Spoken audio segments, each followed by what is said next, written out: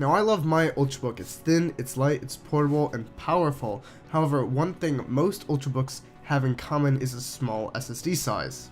This gets to be a problem when you have huge updates for your operating system, you install apps, you install programs, games, that can fill up like that. So if you're like me and you just need a little bit more space, this flash drive might pique your interest.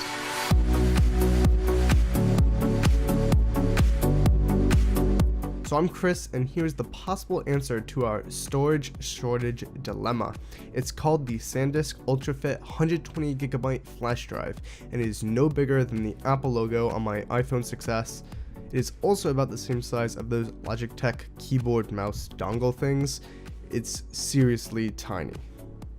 In the package, you'll get the flash drive itself, obviously, already formatted to work with either your Mac or PC, and you'll also get a little cover so when you aren't using the device, you can cover the USB connector to keep it clean and avoid dirt and stuff from getting inside there. However, what you care about is how it works. I'm here to tell you that it does its job pretty well. In a disk speed test, it gets a write of about 50 megabytes per second, and it gets a read of about 150 megabytes per second. What this means is if you're copying a huge file to the flash drive, it's going to take a little bit of time, but it's going to be faster if you're copying something off the hard drive, like onto your computer. SanDisk says you can copy a whole movie in about less than 30 seconds. Now, they never said if you can copy it to the flash drive or copy it off the flash drive, but I decided to take it into my own hands to find out. A 1080p HD movie is on average about 4.8 gigabytes, so I found a file about that size and put that claim to the test. When copying the movie to the flash drive, in the first like 10 seconds or so, it would transfer about 300 megabytes, which was really good, but then it starts to get really slow. Like, it would halt for about 30 seconds and then it would just be super slow. So in the end, it took about 12 minutes just to transfer a 4 gigabyte movie to the flash drive. I also tried a 700 megabyte movie file, which you'd think would do the same thing. It would go to 300 megabytes and then it would kind of slow down, but it went right on through. It transferred the whole file in about 10 seconds, no problem. And I even tried formatting it in a whole bunch of different ways. I tried it in that macOS journaled, I tried it in exFAT, I tried it in MS-DOS, and it gave me the same results every single time. However, thanks to that 150 megabyte read speed, offloading the movies onto an SSD was no problem. It was super quick. It was like 10 seconds or less. It also isn't a problem if you want to put some pictures on there, since they're a lot smaller than 4 gigabyte JPEGs. They're very compressed, very small. So if you just want to put some photos on there, you're going to be good to go. It's almost an instant transfer. But the speed of a drive doesn't affect the FPS performance in a game, so if you want to play something like Portal or Team Fortress, you're going to have no problem.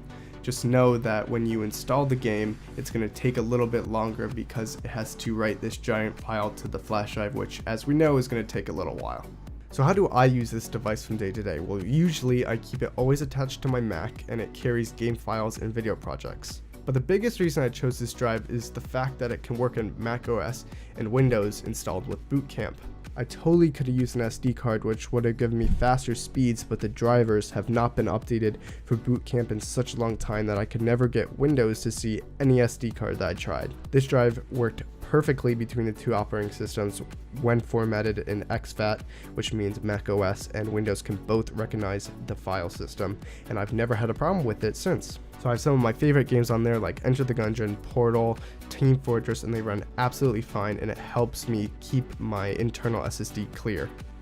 One thing I have noticed after using it for a couple weeks is that it's always a little hot to the touch. Even if you're not reading or writing to it, it gets pretty warm, but nothing that's too concerning for such a small device because it has to dissipate the heat. It doesn't have a cooling unit like a fan or something like that. In conclusion, I think the Ultra is a pretty nifty device. If they could make it a little faster, then it would be even closer to perfect.